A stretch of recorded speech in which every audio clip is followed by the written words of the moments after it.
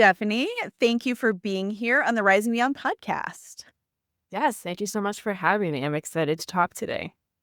Yeah, we are going to talk about women's identities in general and looking at a larger systemic, cultural, societal look at identity, because I talk with my clients, community members on this podcast a lot about the stripping away of the identity of a victim of coercive control and domestic violence. That's one of the most horrific pieces and consequences of this type of control. But there are other pieces kind of in play also. So it's not just as simple as this one human stripped away your identity. So when you're thinking of a woman's identity, what are all the just different pieces of it that you see? And yeah, just jump off this conversation. Yeah, I think it's interesting. I think the word identity is often different than potentially the male partner's identity when it comes to parenting. Women often identify as mothers as a part of their way that they see themselves, where fathers oftentimes see their relationship with their kids as more of a role. And that's, again, ideal situation for me even. Right. So I just want to start off by saying that oftentimes women have the identity of being a mother as a part of their core self. And then they can have identities that, as it comes to, I'm a daughter, I'm a sister, I'm a friend, I am a business owner, I am, a stay-at-home mom. All of these things, I think, can be a part of a woman's identity. And it's interesting, I think sometimes this identity shift becomes so strong in motherhood because it's such alignment with how they see themselves. Whereas going back to that idea of a role, even for myself, I oftentimes see my work as a part of my identity when really it could just be cool. So anytime Yeah. something shifts, typically in a woman's world, it does feel very cataclysmic because there's this attachment that we have with the things that we do in the way that we define ourselves. Yeah. I think it's interesting you bring up the differences between potentially how a male sees themselves versus a female sees themselves, specifically regard to parenting, because that is where not all, but a lot of my audience lands, is that being a protective parent, being a protective mother, that is the core of who they are. That's why a lot of times women will leave an abusive relationship. It is not for themselves, it is for their children, right? That is so strong. And then we see, and again, this is a different population than maybe general male population, but most of these men don't even see that they have a huge role in the parenting. It is like ownership of their children. And so Yeah. that it's just interesting to look at from this, I don't know, like really basic understanding of how a woman, it is just part of their core sense of who they are versus, yeah, this is something I do on a Saturday. Yeah, this strong sense of, like you said, protection or attachment. Like this child is a limb, basically, and I need to protect my limb, or I identify as being in charge in the sense of setting boundaries and structure and support and all of the things, a provider for this child as a part of literally what they're supposed to be doing. Just something that they're going to do because they have a child.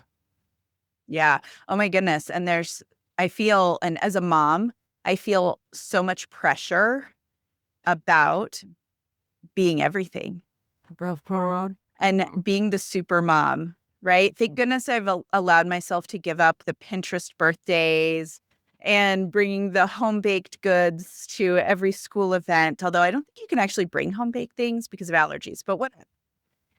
Right? That super mom phenomenon that was so strong especially when Wesley was little. So Wesley's 14 right now, but when he was younger, the pressure of that was really huge. So it wasn't just like, yay, I'm a mom.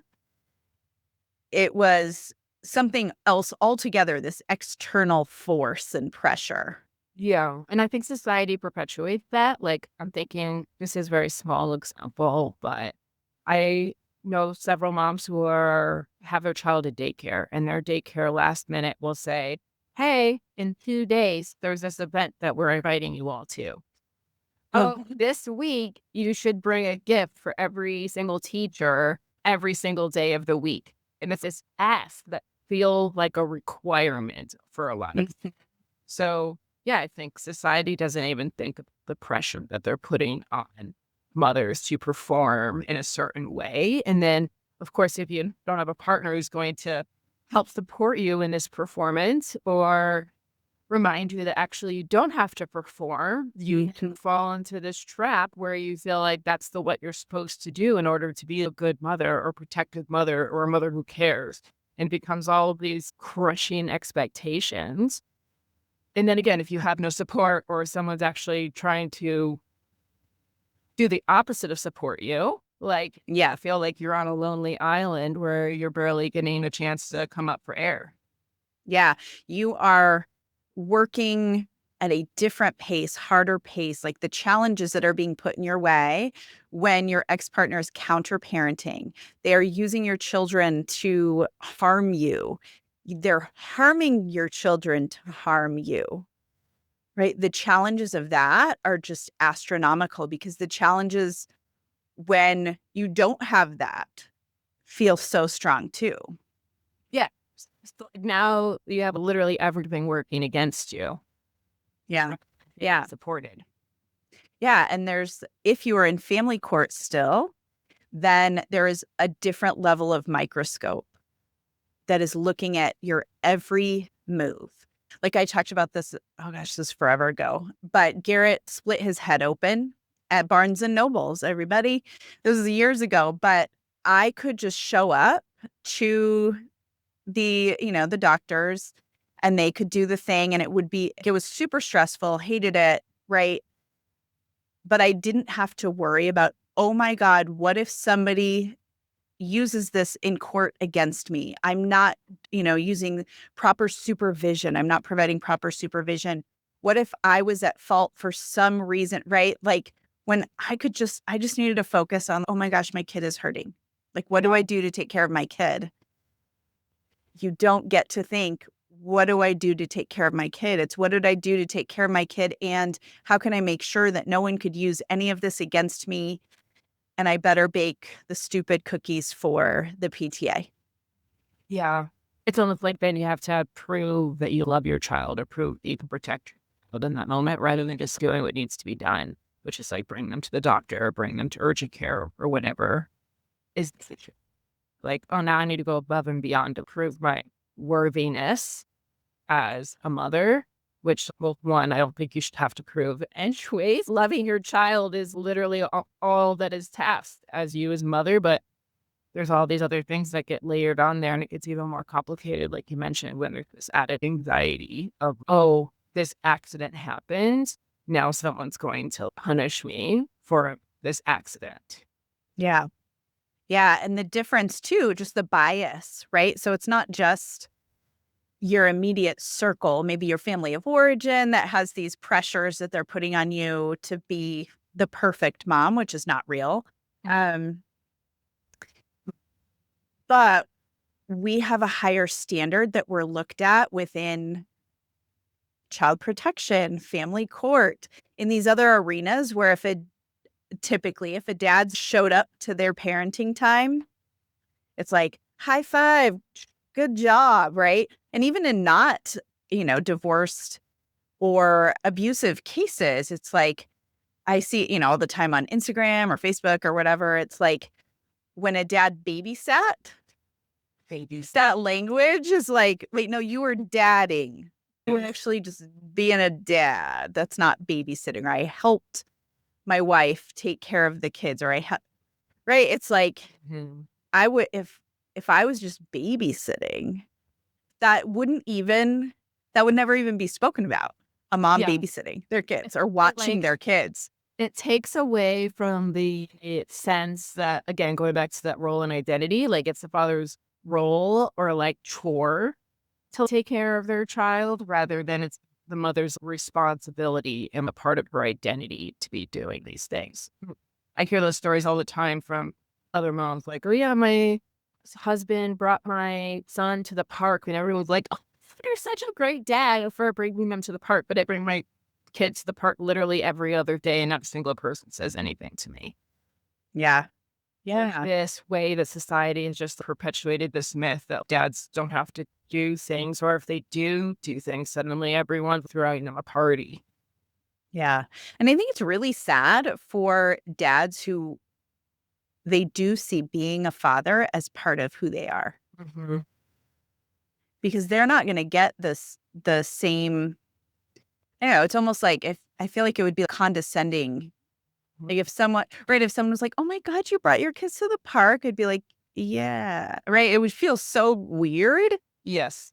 And so for those dads who do see being a father as part of their identity, I could see that feeling yucky too. Yeah, or innately prevents them from trusting themselves, I think, because I've seen in fathers, their parents or their friends being like, oh, you watched your kid all day? How did that go? In this, yeah, somehow it must have been a disaster because they don't know how to watch their own child. And yeah, I think it can like create this self-doubt in a person when you don't speak to them in a way that this is what they're meant to do. This is their responsibility. This is part of their identity. This is what they want to be doing with their time. Mhm. Mm. Yeah. Yeah. I think there's this huge problem in the way that we speak about the differences between men and women in the way that they interact with their children and interact with their identity as being parents. Yeah. Do you see it changing and shifting in positive directions? Because I think people want to think or believe that, oh man, like I'm a Gen Xer, right? Like in the olden days, it was those very traditional roles. And now there's been some shifts and men can be stay-at-home dads and all of that. But I'm wondering if the messaging has really shifted at all in that regard. Yeah, I think it's minimal.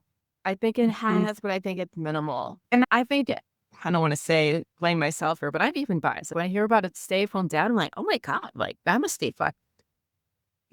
Like what? Right? And there's this bias towards like, oh, mom staying home. That's just what happened. Right? Yeah. I don't feel the same sense of like, oh, that must be nice. It's just this sense of that's what moms do. So yeah, I think it's ingrained in the way that people, even myself, who think about parenting and the male role, dichotomy that exists. Mhm. We treat it. But yeah, I think it is slowly shifting. You see something from Instagram or Pinterest or Facebook or whatever social media that you're on that speak to men are showing up and just parenting without being asked. No one is requesting it of them. They're just doing it out of their own desire. So I think there are shifts, and maybe that existed, right? Like Mhm. boomers and all these other generations, but it wasn't being spoken about. You might be seen as like a weird dad to just like volunteer without being told. Yeah. Yeah, because I think what I just see so often is how ingrained the different biases are, those black and white, like you're this or you're that kinds Mhm. of feels, the not measuring up, right? And with that, similar to an abusive relationship, there's always a moving goalpost as a mom to what's enough. Right? And as you're right, like, it's summertime as we're recording, and, like, d are we having consistent meals at our house?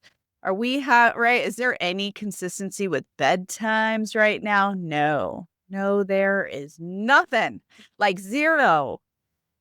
And even though I know my kids are fine, my kids are alright, like, I'm a little bit anxious about, like, the starting school and getting back on a normal bedtime schedule so that that is not a debacle. But I know that, like, inside, I know, like, they're good. And do I feel super comfortable just throwing that out to the world all the time of like, no, my child went to bed at 4 a.m. No, because there is that fear of people shaming you or looking at you a certain way. It may just be like internal, like that internalized depression and that internalized, this is a perfect mom or I'm not a good enough mom. And yeah, and so sometimes I feel right, super comfortable just like blurp, like throwing it out Yeah. there. But then there are other circumstances where it feels icky, where I'm like, nope, I'm gonna hold that quiet. And I think that happens at every stage, right? Like you have middle schoolers / teenagers. I happen to have a toddler. Like the pressures that I hear from other moms sometimes, even like, oh, you like let your kid have sugar? Oh, you let them watch TV? Like, Yeah. yes, I Yes, I do. I do actually. And like, oh, like I only want my kid to have toys that are like Montessori toys or something. Like there's all of these like weird expectations that even other women are putting on other women. And Mhm.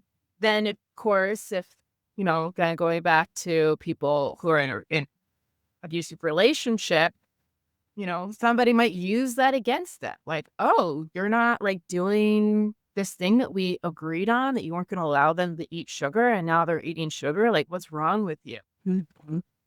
I don't know. I feel like every parenting choice can become a weapon, unfortunately.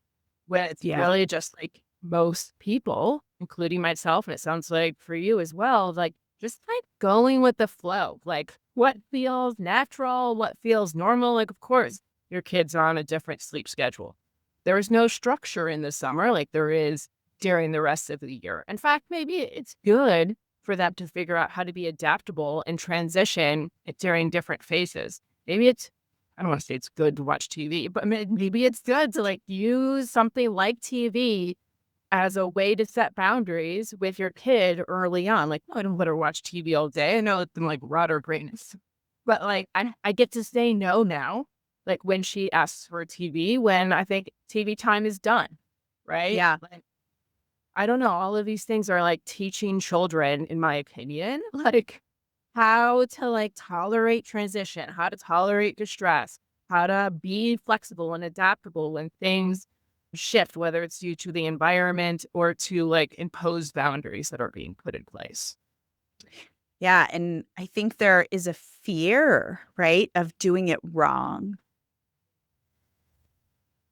I think if you really are in tune with your child, and that's your focus, right? Like learning your child, you'll probably be okay.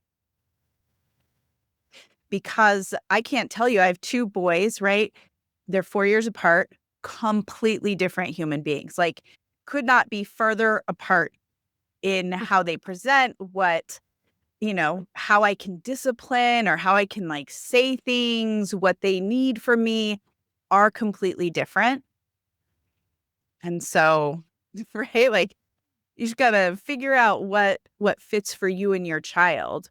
And then something also I was thinking too is like when you are learning to set these boundaries with your kids and you're doing those things, you are actually giving your kids a gift, right? And helping them. And I talk about this all the time, the gift of discernment, right? So it's like, do you feel good at wrestling practice when all you've eaten is candy and goldfish?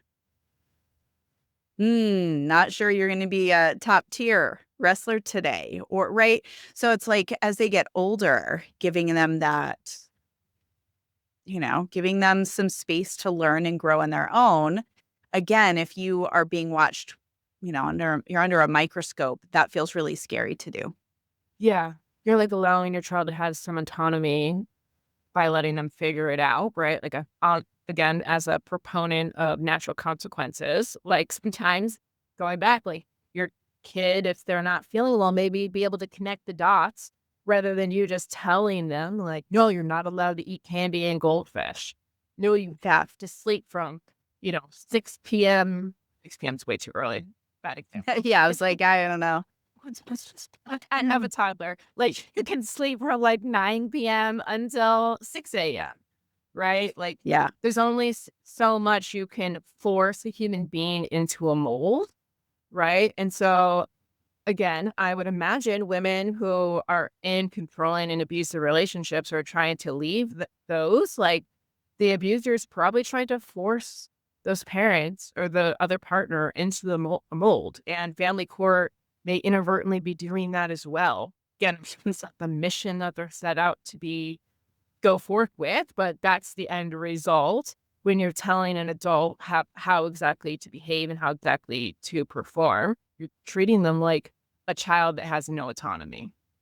Yeah. Yeah. And so apart from that sense of self or identity that's stripped, autonomy is completely taken away if you are in an abusive relationship. Like that's the goal, that you have no autonomy, no agency, no trust in self.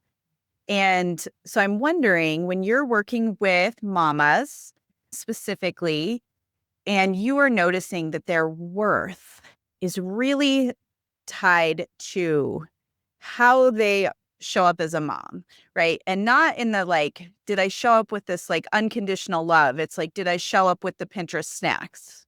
Like the bento box. Did the bento box make it into their backpack?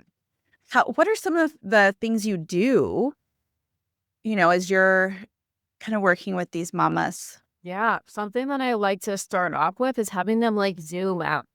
Like, is having the perfect bento box, or like, what is it gonna matter whether they potty trained at like 2.5 compared to, 2 years and 10 months? Like, doesn't matter whether they slept in their bed every single night from the time that they were 6 months indefinitely.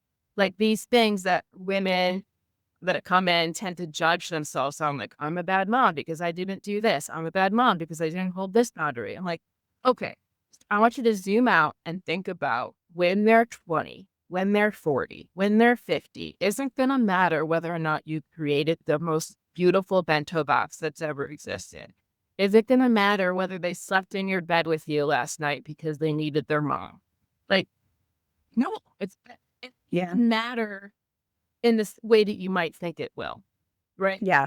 You're loving them, you're supporting them. Like, that's what they're going to think about when they're 30, 40, 50.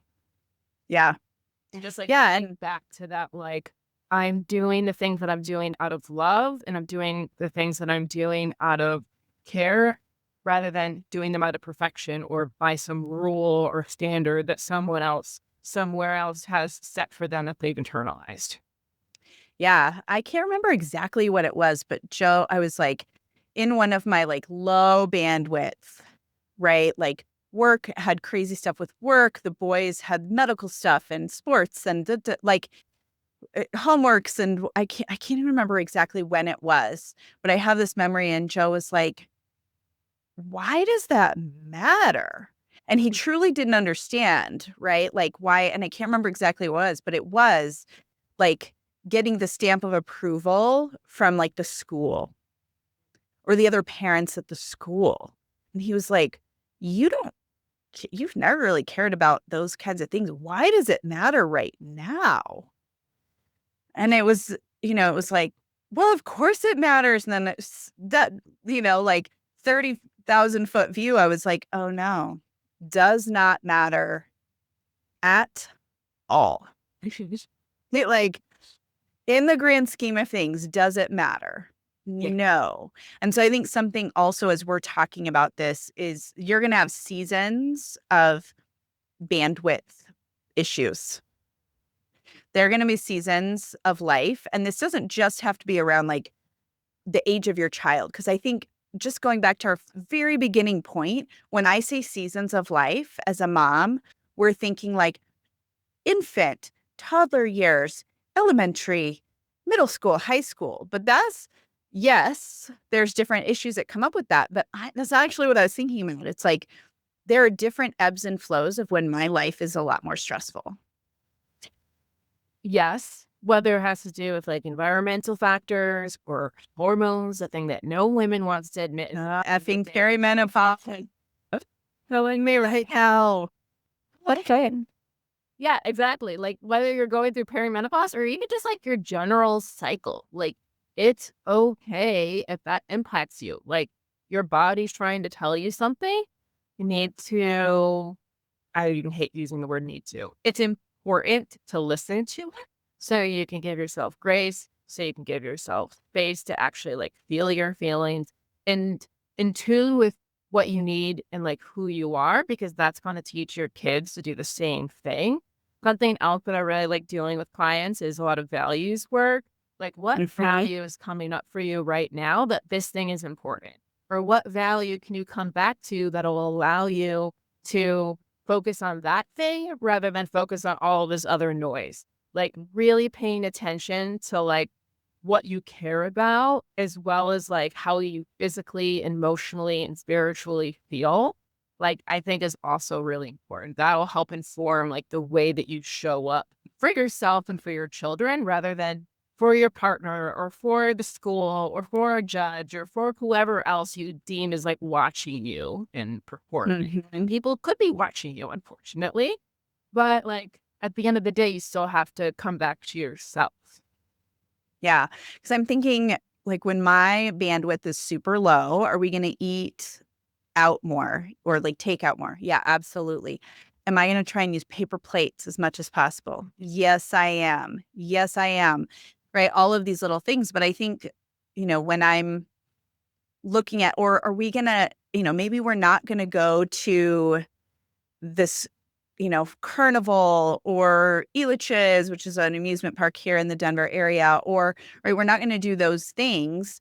Maybe it is movie night because my value is still showing up with like closeness to my boys, even though my 14-year-old is not feeling like he's enjoying that value. FYI, he's not enjoying that at all. But like showing up in this way, I want to feel, and I want my kids to feel a closeness, that I'm paying attention to them. But if I don't have the bandwidth, are we going to go and do this extravagant weekend? Mm-mm.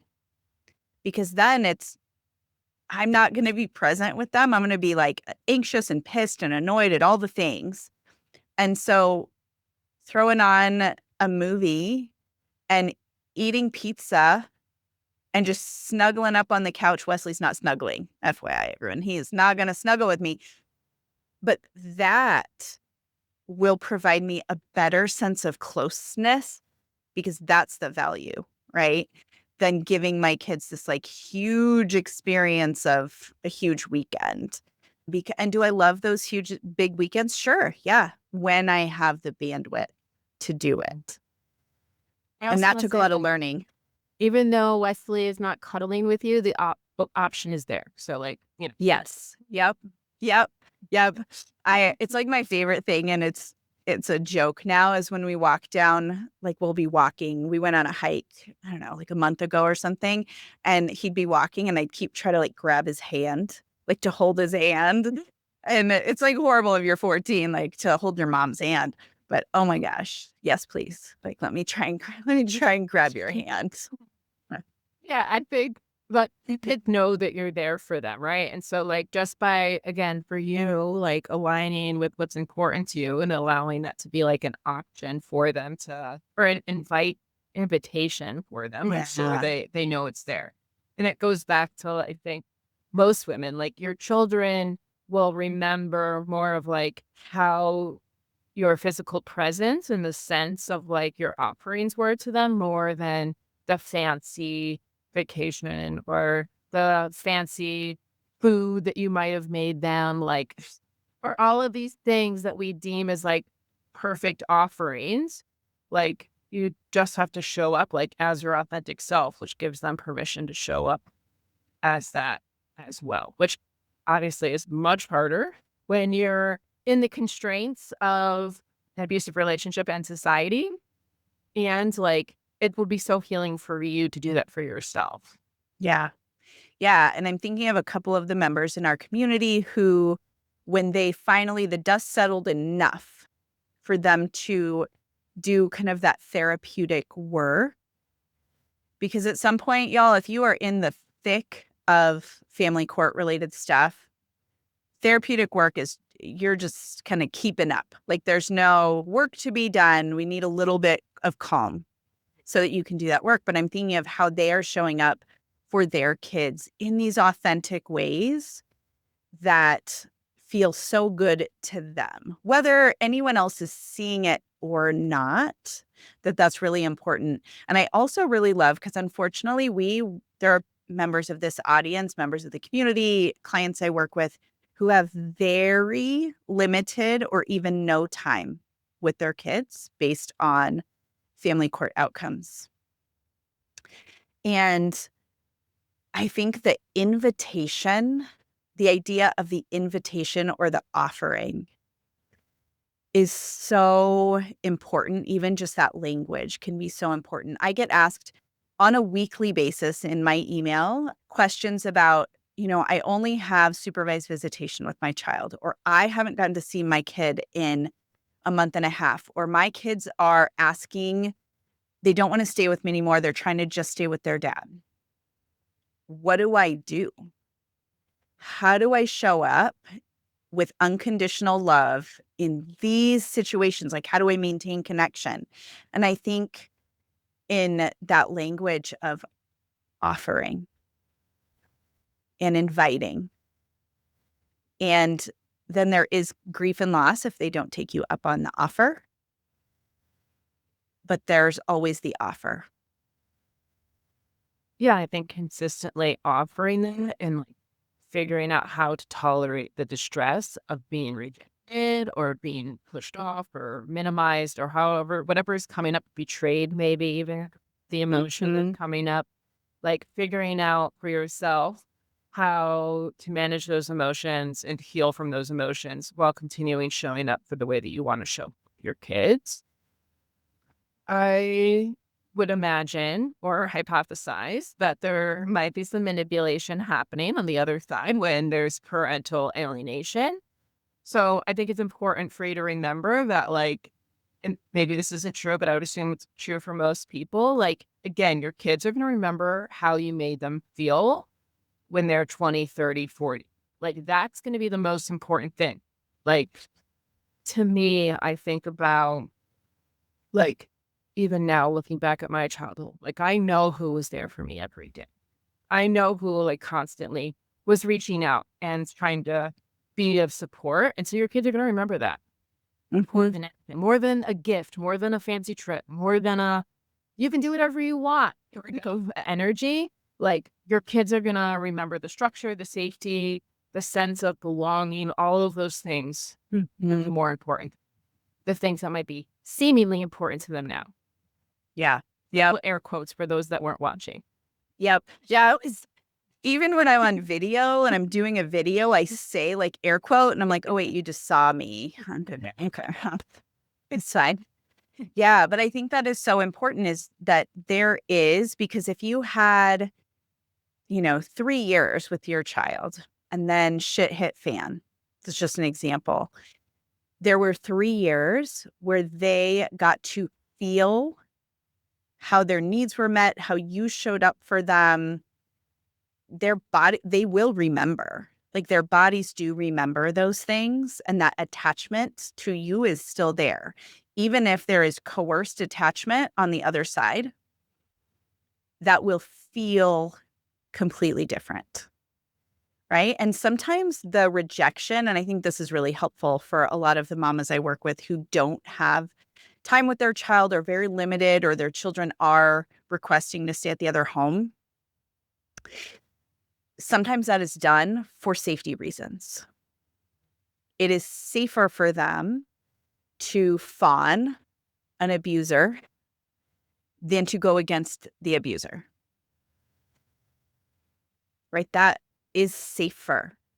And so I think if you can, sometimes when you're in that space of being really hurt, right, and feeling that betrayal from your child that you have raised, right, as typically a single parent within a marriage or a relationship, it is so hurtful. And they may be doing it for safety reasons. They may not even understand, like fully know cognitively that they're doing it. And so as just one of the reframes or ways to look at that is, are they doing this for safety? If one of your deepest values is to keep your kids safe, that behavior might be keeping them safer in this moment. Yeah. I guess I have a question for you. It came up in my brain here. Hopefully it feels an appropriate question, but I imagine there might even be times where children conceptualize, like, if they stay with the other parent, that it's keeping the other parent safe. Like, I'm protecting my mom by being here because the other parent is getting what they want, so they won't attack my mom. Yep. And I have seen that, and I see so much of specifically in my male clients, like my male child clients, there is an element of protection of the other parent so that, yeah, they will do whatever that looks like too. And again, sometimes they don't even understand. I mean, think about it's like a, 6 or 7-year-old's brain trying to figure out all of these dynamics. Their nervous system is going to do what keeps them safer. They're not going to be able to figure it all out. And then you might have those kids that really speak to, because the level of safety or danger is so severe that they're the ones that are resisting a lot of times, like to where it is almost uncontrollable resisting. Like you can't get them physically into the car. They will run and hide. They will run away. Their nervous systems are showing up so strongly, right? And so it's like, if we just go back to the basics of how can I keep my kids safe or safer in this environment where you don't have a lot of control, knowing your value system is going to be, it's going to lead you in the right direction. And I think going back to the identity piece, like knowing who you are and feeling strong in that and that self-trust, I think is going back is like, I think a fundamental piece of one, being a parent, but two, just like being a woman, like trusting that you are showing up as you and that what you have to offer is like valuable and enough and you don't have to do more or jump over a hoop in order to like at least feel it internally, even if the world is asking you to jump. Yeah, gosh, I really wish that there was like the one magic pill, magic spell, like something that we could give. And not just women who are dealing with abusive relationships. This is just like women in general. And the magic pill or spell is on, you now know that just being who you are as a human being is enough. Like, how do we, like, you are worth and deserving of all the things. Yeah. I was reading something and it was saying that it was a research article about girls and boys and how they're socialized and from like a very young age, that like girls already by the age of like 7 or 8, like understand that part of the way that they need to show up in front of other people is like a way to get them to like them or a way to please other people, way to like, I need to like show the everyone that I'm worth something. And then like 8 or 9-year-old boys, again, according to this research article, are just like, take it or leave it. Like, this is who I am. And it's so interesting that even that young, like what and grown up in like, typical, quote unquote, typical like households where abuse is Normal family. Yeah. family, where maybe this is like, this is still what they're falling into. And I think our society has just like perpetuated this like different way of socializing it. Again, it was another thing that I was seeing on social media about like, oh, we should talk to how to talk to your 10-year-old daughter about whether or not they should wear crop tops.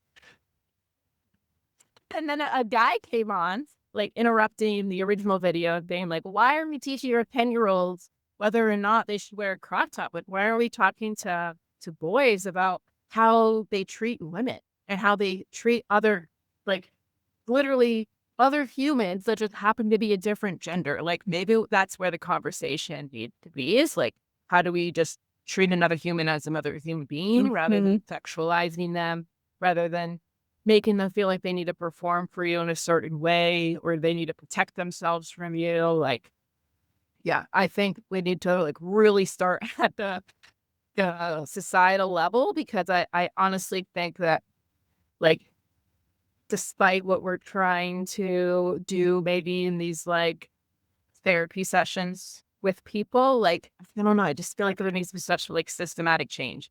Obviously, Yeah. we're doing the work one on one. Well, therapists hopefully are doing the work with the clients, but yeah, I almost, in order for this to not be a continued pattern, like we need to be starting like, yeah, with Yeah. all kids. Right. And there's different cultural patterns of what being an okay girl, okay woman looks like, and actually like looks like, physically looks like, but how they act, what they do, what is their job, like their role as a woman.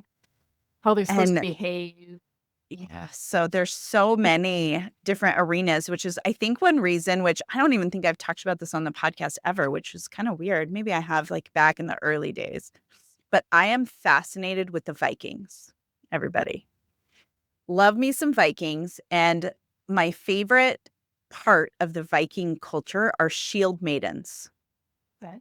And these are the women warriors who were held to such high standards. Like, they were amazing and everyone honored shield maidens. And I'm like, where are the shield maidens? Right? Right. We need some shield maidens up in here, because it is one of, and I'm sure that, because I don't know all cultures and things like this, but it's not something that we see as being just revered in society right now, of these like amazingly strong women who are complete badasses. They go to war and are as, I don't know, revered as the male warriors. Like I am so fascinated by that. Yeah, it would be, I think, great if there was this like more gender neutral way of like talking about women and men, rather than this very like gendered language that is around parenting, motherhood, work, all of the arenas that we show up in. There's like always this like, oh, men versus women. Yes, Mhm. of course we're different. Of course we're going to show up differently, but why are we also compounding it with all these other things? Yeah. And that worth is very is earned very differently. Mhm. Yes, respect, worth, whether you're successful or not, is all seen very differently with men and women, unfortunately. Yeah. Yeah. Well, I am all for systemic change in so many arenas, right? It is needed everywhere.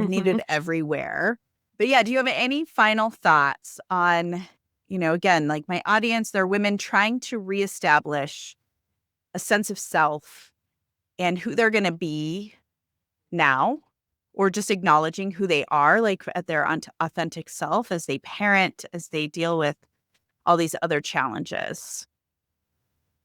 Yeah. I think maybe this sounds silly to some people, but like to think back to like what was important to me before all of this. Like kind of like zoom back to like my 8 or 9 year old self, maybe before all of the pressures of some of the things that I learned as a teenager and as a 20 something and whatnot. Like what was really valuable to me then, those things are still valuable to you now. So how can you like come home to yourself? Like, Mhm. really align back with, like, interests, maybe values, maybe, like, the idea that you could just, like, connect with other people without all this added layer. I don't know, I like to ask women, like, who were you? Who do you want to be? Rather than focusing on, like, what it feels like right now.